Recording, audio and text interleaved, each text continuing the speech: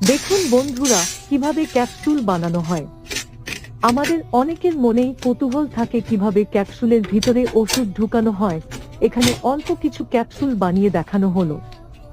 বড় কোম্পানিগুলো আরো বড় মেশিন দিয়ে আরো বেশি একসাথে বানায়।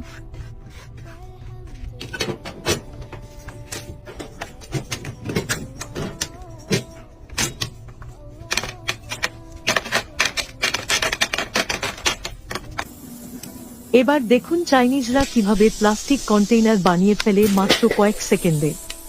কোন প্রকার কঠিন কাজ করতে হয় না, শুধু মেশিনে প্রয়োজনীয় জিনিস দিয়ে চালিয়ে দিলেই হয়ে যায় নিমিষে। এরকম নতুন নতুন ভিডিও দেখতে ফলো দিয়ে রাখুন।